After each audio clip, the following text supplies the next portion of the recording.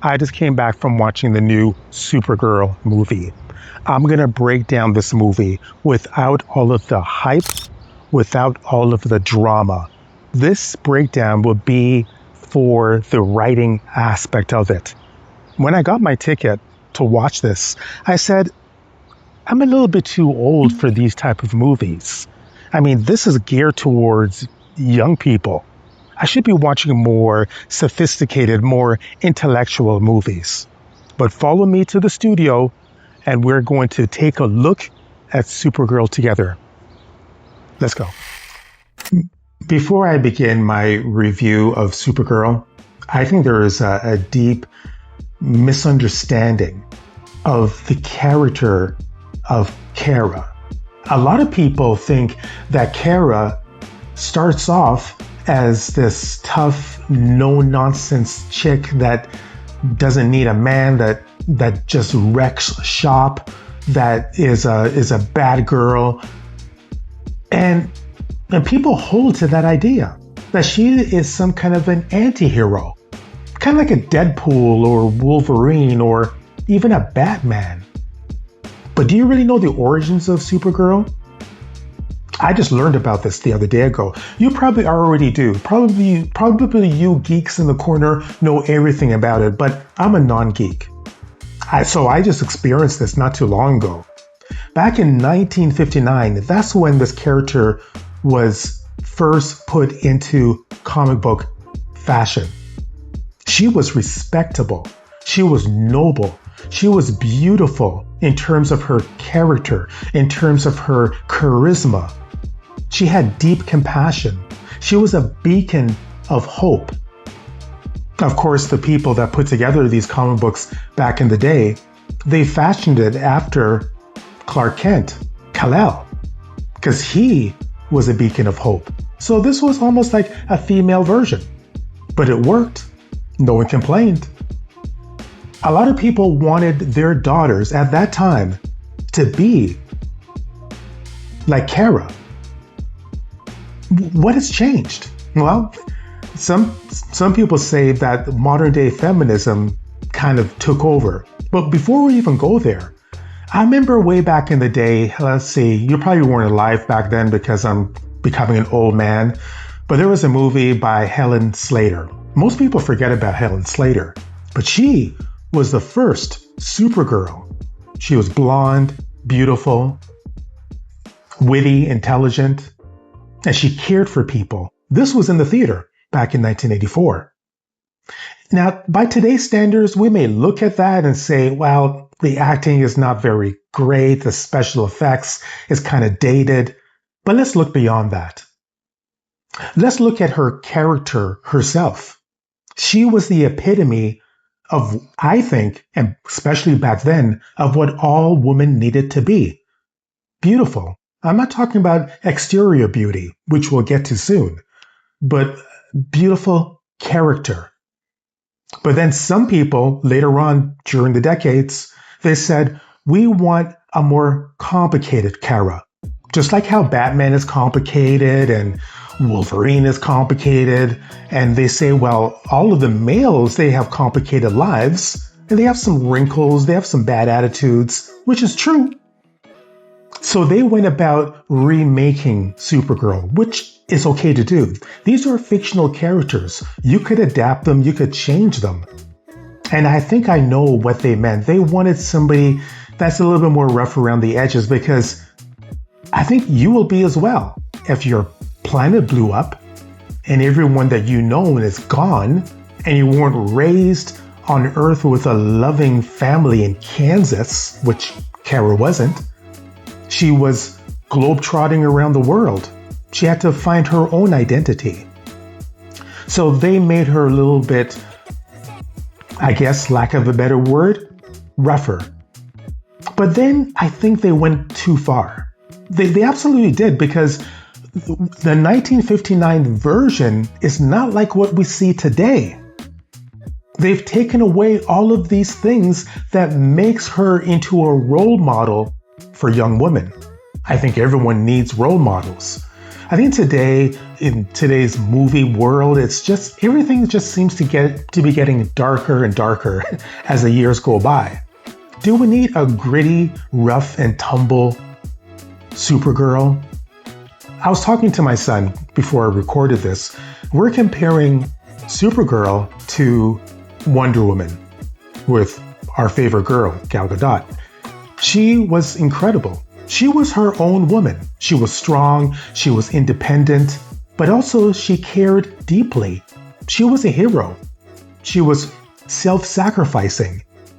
She went out of her way to save people. That by itself is a true hero. But I guess now these days it's cool to have an anti-hero.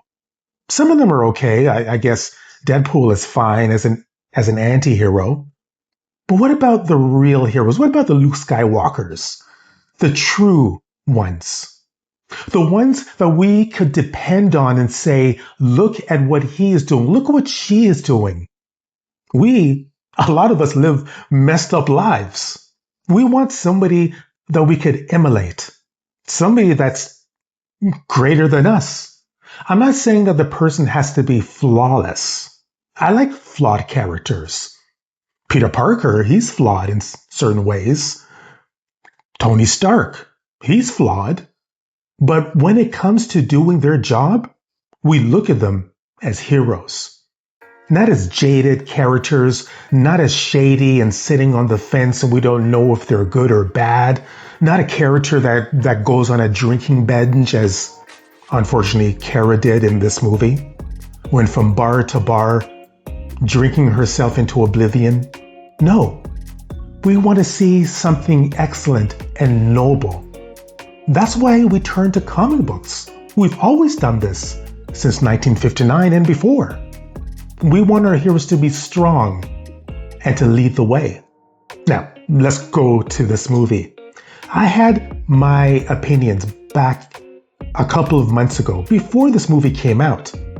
I said that I think this movie is not, I don't find that I'm going to even watch this movie in the theater because I don't like the way that it was going about with the trailers. But some of you guys, some of you convinced me to give this movie a second chance. Even one person, he was strongly opposed to my criticism of the trailer. And he says, York, you don't even know what you're talking about. Read the comic book. So I bought it right here and I'm reading it. And to some degree, yeah, I didn't know what I was talking about. I'm naive to this world. Really, I am. But I started reading it because I enjoy writing. I enjoy reading stories. Then I liked what I seen. And I said, okay, I'm all in for this new movie. And I was excited for it. I think same with my friend, my executive producer, Oral Brooks. So I went in there with not the greatest high expectation because I heard critics downplaying this movie. But as I said to you, I try not to be swayed by the critics' opinions. So I went in there almost like a blank slate. I said, whatever they're going to show me, I'm going to break things down in a writing point of view to see where the script is and is this character living up to what I think she's supposed to live up to. Before I give you my Golden Compass rating, I'm going to tell you a couple of the things that I think they done right with this movie, even though you may have a different opinion. The great thing about this, one of the greatest things is the flashbacks. There's a lot of flashbacks to her home world, to Krypton and her mom and her dad. And I really enjoy the language, the Kryptonian language. It sounds almost Arabic in a way. It just sounded so amazing. And I got to get me one of those white garments that all the Kryptonians wear because they just look absolutely amazing. And that was really, for me, the heart of the story. And also when her mother, a spoiler here, her mother was dying at the time, and she said to Kara, remember to be good. You don't have to be nice, but remember to be good. And I kind of wish that stayed with Kara. In some degrees it did. But after seeing her mom and her dad and her whole world collapse and destroy, she forgot some of those principles. But another thing that I liked about this story is Jason Momoa. Is that how you pronounce his name? He's great when it comes to Lobo. I've seen Lobo before in a Justice League cartoon. And if there was ever a character that could play Lobo, is Jason Momoa, because he nailed it. I really, really enjoyed that. Besides his crazy face tattoos or makeup, he kind of reminds me of Kiss. Remember Kiss? But I think actually that works out to his advantage. And the size of him and the weapons that he uses and his really cool motorbike. Amazing. Another standout in this movie that no one's talking about is Ruthye, this little girl right over here. She is just dynamite. It feels like she was born to play Ruthye. And also Ruthye is in the comic book as well. She was great. This young actress, amazing. I'll watch her again. Now, the things from a writing point of view. Now, keep in mind, there's other things that you may like about this movie, but from a writer's point of view, there's things that I'm like, well, can we just do a little bit of a better job? When it comes to world building, it's fine, but when it comes to character building, they were lacking. They could have taken a little bit more time with Kara and the relationship with Ruthye, because Kara, is supposed to be helping Ruthye to track down the people that has murdered her family. And there could have been a little bit more openness between these two ladies. Later on there was, but it wasn't enough to build that type of a close friendship.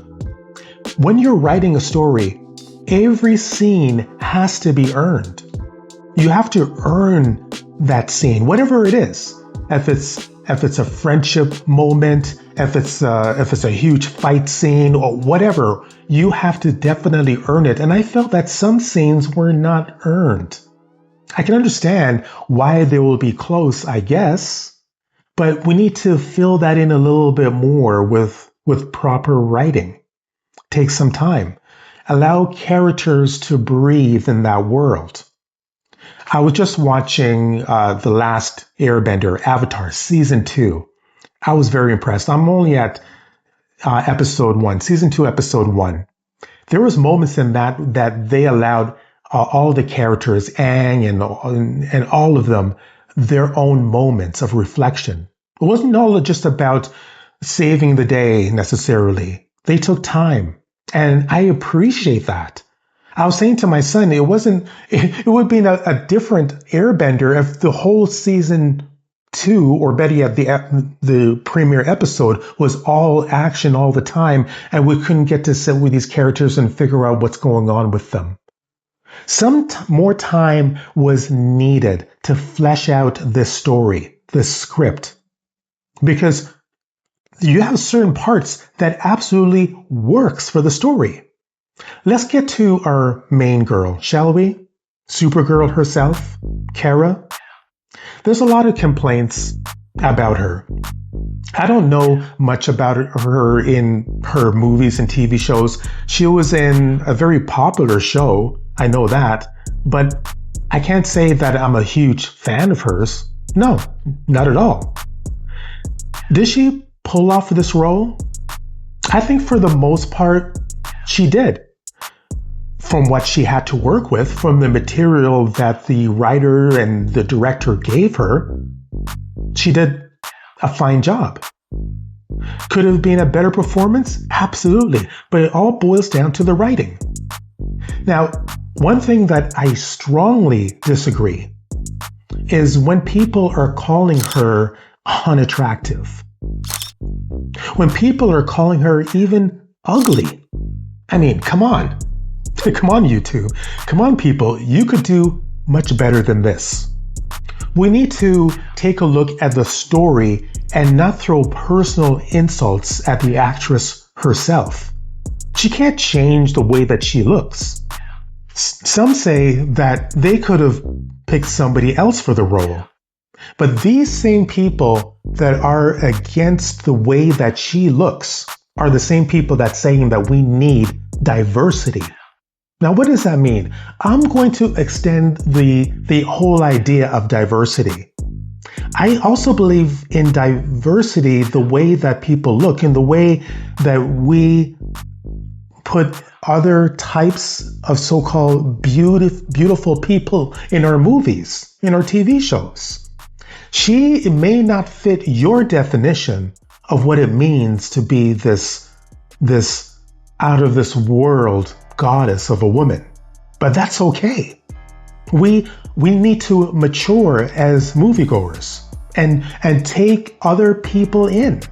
We can't just go with the 1% of society, that 1% of the people that we call the most beautiful to be in all of our movies.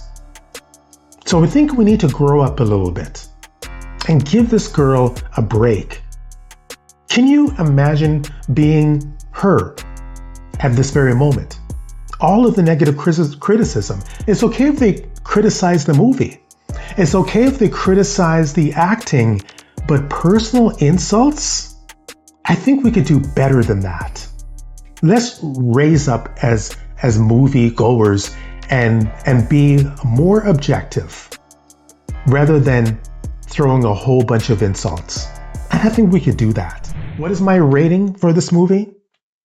When Orlanai, that's the executive producer, while he was watching this movie, he turned to me and he says, you know what? I'm going to give this 3 golden compasses out of 5. He wasn't feeling it.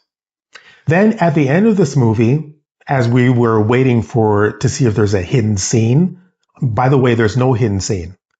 But at the end of this movie, he moved up his rating a little bit more. And so did I.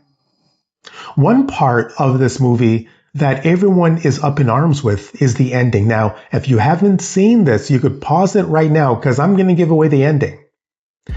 But one part of this is Kern, the main villain of the story. Kern wanted to destroy, and he was killing people mercilessly. He even wiped out Ruthye's family. And Ruthye was out for revenge. She was out for blood. She wanted to take him down with her family sword. But Kara said, no, you cannot do this. You cannot stain your soul. This will ruin you spiritually. I kind of like what she said. Even though Kern deserves it, because he is going to continue to get away with this. Even if they were to arrest him, but there is no real justice. Not in these worlds, at least. There's no real law enforcement. I haven't seen it, or even a court system. So he's going to continue, but it was a nice way for her to say, don't stain your soul, be above reproach. And then so Ruthye took the blade away from Kern and did not end him. But then after she walked away, Kara took the same blade and plunged it twice inside of Kern and killed him. Now, some people are to say, well, that is inconsistent, kind of hypocritical. On one hand, Kara was saying forgiveness is the road to spirituality. And then when Ruthye left, she took the sword and rather than forgiving Kern, she done him in. When I saw this scene, and Orl and I were talking about this while in the theater, I said, yeah, that was good that Kara did that, because this guy is just going to get away with these murders. He's not going to stop. And in fact, in the story, there's a dark side to the story where he's kidnapping young women and selling them off as brides. What an angle to this story. And I said, yeah, get rid of him. He's no good. But if I were to put on my writer's cap and not just my instinct as just watching it, I think the movie could have handled this better. I think what Kara should have done to Ruthye, she should have said, I don't want you to be stained. I don't want your conscience to be destroyed because of what you're going to do. Hand it over to me. I will avenge you. I think that would have been better. But for her to preach one thing, and then when Ruthie's back is turned, Supergirl plunges the sword into Kern, it seems kind of inconsistent. It could have been much better in that way.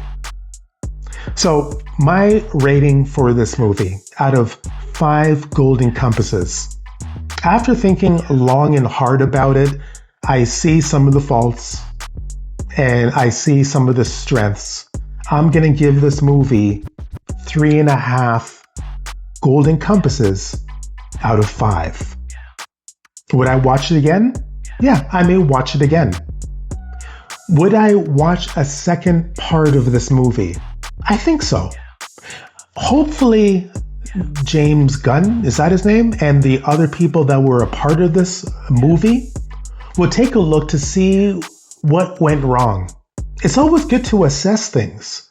With every story that you write, even if you really enjoy the story, you want to see how can you improve it if there's going to be another part of this. So they need to take everything back into the writer's room, have a little huddle, play the movie, and figure out why fans weren't connecting with Kara. And why fans were connecting with other characters like Superman. I forgot to tell you that. He was in this movie. He was great. Lobo. He was great. But other things, they could have tweaked. They could have made a much better movie. So if they're going to do a part 2, and if James Gunn knocks on my door and says, hey, York, we'll fly you over to California to help us, I'm going to be right there. And I'm going to give him an earful. And I'm going to say, you know what? We can make a much better part 2.